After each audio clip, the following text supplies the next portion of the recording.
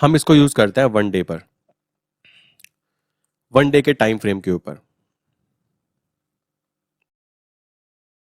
तो दोस्तों आज हम बात करने वाले हैं एक नेक्स्ट टॉपिक के बारे में कि शेयर मार्केट में अगर आप काम करना चाहते हो तो शेयर मार्केट में एक बहुत ही बेस्ट इंडिकेटर काउंट होता है। बेस्ट इंडिकेटर कौन सा है? वो इंडिकेटर है जो बड़े से बड़े प्लेयर यूज करते हैं और छोटे से छोटे प्लेयर भी यूज करते हैं। क्यों यूज करते हैं मैं समझा देता हूँ। शेयर मार्केट में ना एक रूल होता है कि अगर आप किसी एक चीज को बार बार ट्राई करते हो ना, आप उसमें अच्छे बन जाते हो और यही शेयर मार्केट में सक्सेस पाने का एक बेसिक फंडामेंटल कॉन्सेप्ट काउंट होता है जो कि हर किसी पे इंप्लीमेंट होता है। काफी सारे लोग ऐसे मैं जानता हूं, वो लोग एक पर्टिकुलर इंडिविजुअल स्टॉक में इतने अच्छे हो चुके हैं कि वो किसी और में काम करना चाहते ही नहीं है। उस कंडीशन में आपको भी बात ध्यान से समझनी है कि शेयर मार्केट में जो इंडिकेटर्स होते हैं, काफी लोग कहते हैं ये वाला इंडिकेटर यूज कर लो, ये वाला यूज कर लो, बट आपको बताना चाहूंगा अगर आप किसी एक इंडिकेटर को मल्टीपल टाइम यूज करने की कोशिश करते हो और उसमें अच्छे बन जाते हो, उसके लॉजिक को क्लियर कर लेते हो, देन डेफिनेटली आप वहां पे प्रॉफिटेबल बन जाते हो। कैसे? शेयर मार्केट में कैसे, कौन से इंडिकेटर को यूज कर सकते हैं, मैं यहाँ पे आज इंडिकेटर की बात करने वाला हूँ, मूविंग एवरेज। मूविंग एवरेज की बात करें तो इसकी ना सेटिंग्स होती है।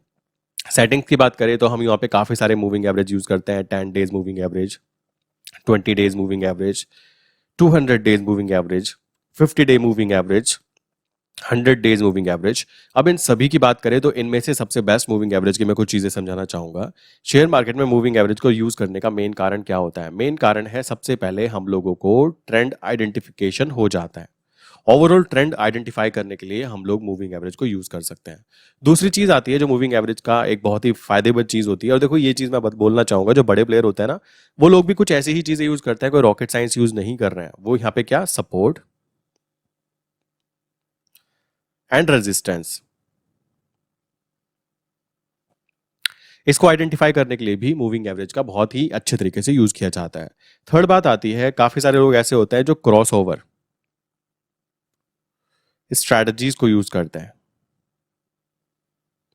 मतलब क्या है, एक मूविंग एवरेज ने जैसे ही दूसरे मूविंग एवरेज को क्रॉस किया तो उस पर्टिकुलर जगह पर, उस पर्टिकुलर पॉइंट पर वो इंसान या तो बाय पोजीशन क्रिएट करता है या फिर सेल पोजीशन क्रिएट करता है।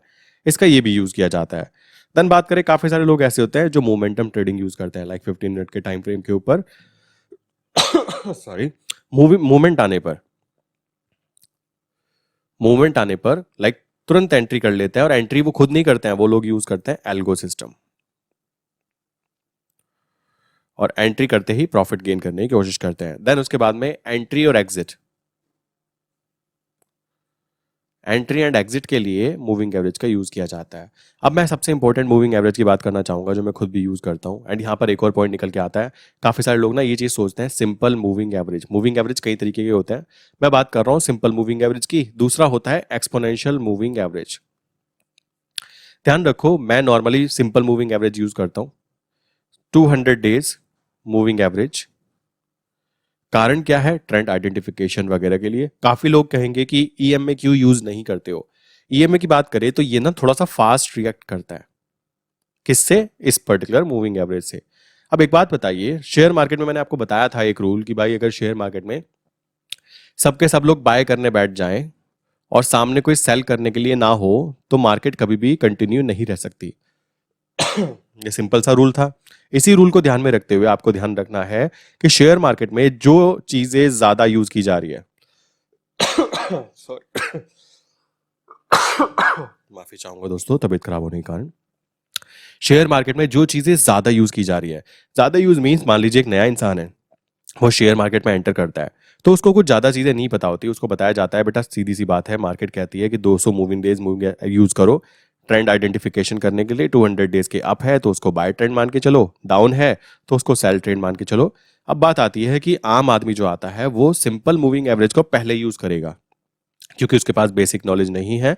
तो मैक्सिमम टाइम होता क्या है कि देखा गया है बड़े प्लेयर के थ्रू भी कि वो लोग वो चीज ज्यादा यूज करना प्रेफर करते हैं जो आम आदमी ज्यादा यूज करता है। ठीक है, आम आदमी क्या यूज कर रहा है? Simple moving average. एक्सपोनेंशियल की बात करें, इतने उसको टाइम लगेगा समझने में कि एक्सपोनेंशियल भी कुछ होता है, इतने तो पता नहीं कहां तक गेम खेला जा सकता है। तो ये चीजें आती है निकलकर जब हम बात करते हैं मूविंग एवरेज के अंदर।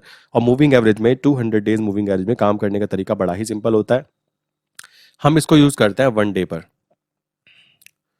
वन डे के टाइम फ्रेम के ऊपर।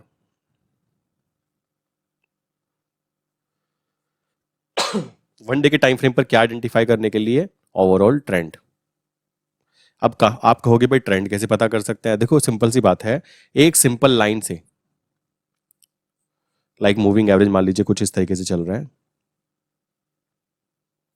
अगर मैं बोलूं कि मेरी कैंडल अगर बनती है 200 डेज मूविंग एवरेज के अप साइड पर, तो मैं मान के चलूंगा, जैसे कि मैथ में मानते हैं ना कि भाई x plus y is equal to 5, ऐसे ही करके x minus y is equal to 7, तो x और y की वैल्यू बताइए वगैरह वगैरह। जब मानने की बातें वहां पे की जाती थी, तो शेयर मार्केट में भी मानने की बातें प्रॉपरली यूज की जाती है। जैसे अगर मैं बोलूँ 200 डेज के ऊपर आया तो मैं इसको अप ट्रेंड मान के चलूंगा, तो मैं यहाँ पर अपनी पोजीशंस या तो बाय साइड पर क्रिएट करने की कोशिश कर रहा हूँ, या फिर मैं यहाँ पे कह सकते हूँ अगर मार्केट 200 डेज के नीचे बनती है तो मैं कह रहा हूँ कि मैं यहाँ पे सेल साइड पे मूवमेंट करने की कोशिश कर रहा हूँ। अब डिपेंड आपके ऊपर करता है कि आप किस पर्टिकुलर स्टॉक पे काम करते हो, आप इंडेक्स पे काम करते हो, आप किन चीज़ों पे करते हो। बट मैं इतनी बात आपको बोल सकता हूँ कि सबसे सिंपल चीज़ों से शेयर मार्केट में काम करना, सबसे सिंपल चीजों से जो इंसान काम करेगा वो बहुत ही ज्यादा लॉन्ग टर्म तक प्रॉफिटेबल बना रहने वाला है मार्केट के अंदर। और जो इंसान अतरंगी चीजें लाना चाहेगा, अतरंगी चीजें मीन्स कह सकते हो कि ऐसी चीजें कि दुनिया में बस वही यूज कर रहा हो, तो मार्केट का रूल खुल्लम खुल्ला यही बात कहता है कि बेटा मार्केट में वो प्रॉफिट कमाएगा जो सबके साथ चलेगा। नॉर्मल लाइफ में बोलते हैं ना हम लोग कि मार्केट में कि आम जनता में बोलते हैं कि थोड़ा डिफरेंट होके चलो, बट शेयर मार्केट का रूल ये कहता है कि सबके साथ चलो। जो चीज़ें सब लोग कर रहे हैं आप भी वही चीज़ें करो, और उसी तरीके से आप प्रॉफिट गेन कर सकते हो। तो यहाँ पर सबसे इंपॉर्टेंट जो चीज़ निकल कर आती है वो ये निकल के आती है कि हम लोगों को सिंपल चीज़ें फॉलो करनी है।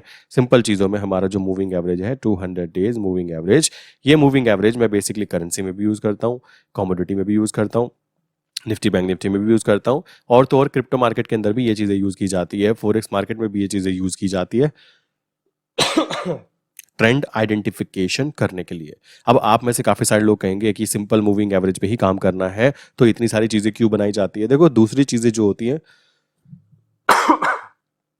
सॉरी, वो आपको मदद कर सकती है, ठीक है, बट आपकी साइकोलॉजी जितनी ज्यादा स्टेबल होगी ना कि भाई देखो मैं तो ये सिंपल सी लाइन है, ये लाइन है, इसके ऊपर आया तो मैं मान के चलूंगा कि ये अप साइड पे जाने वाला है, तो मैं जो भी चीजें करूंगा वो ऐसी होंगी जो मुझे बताया कि अप साइड पे जा रहा है, तो अप साइड पर मुझे क्या करना चाहिए? मुझे बाय करके चलना चाहिए, या मुझे फिर कह सकते हो ऑप्शन सेलिंग करनी चाहिए, या फिर मुझे ऑप्शंस को बाय करना चाहिए, ऑप्शंस में बाय पोजीशन क्रिएट करनी चाहिए। ये सारी बातें आपकी सूझबूझ के ऊपर डिपेंड करती है, बट मेन चीज़ है कि बेसिक एक फंडामेंटल कॉन्सेप्ट्स की अगर बात करें कि ट्रेंड आइडेंटिफिकेशन करने का सही तरीका क्या होता है, तो वो देखा गया है बड़े प्लेयर्स के थ्रू कि वो केवल केवल 200 डेज मूविंग एवरेज के ऊपर भी गेम प्ले कर जाता है। और आप कहेंगे क्या ये सच है? जी हाँ, ये सच है। आप बुक्स पे पढ़ेंगे तो 200 डेज मूविंग एवरेज की काफ़ी ज़्यादा इंपॉर्टेंस दिखाई गई है। आई विश कि यहाँ तक की बातें क्लियर हो गई होगी। आप भी 200 डेज को लगाकर टेस्ट कीजिए और मुझे कमेंट करके बताइए कि आपको 200 days moving average with 1 day time frame कैसा लगता है। 1 डे का टाइम फ्रेम कारण ये है कि ओवरऑल बड़ा ट्रेंड हमें आइडेंटिफाई करना पड़ता है। आई विश यहाँ तक की बातें क्लियर हो गई होंगी। मिलते हैं नेक्स्ट इंपॉर्टेंट वीडियो के अंदर। एंड माफ़ी चाहूँगा, थोड़ी तबीयत खराब होने के कारण वीडियो क्वालिटी खराब हो रही है, मुझे पता है, बट जल्द ही मैं सही हो जाऊँगा। तुरंत आपको क्वालिटी कंटेंट वापस मिलना चालू हो जाएगा। ठीक है दोस्तों।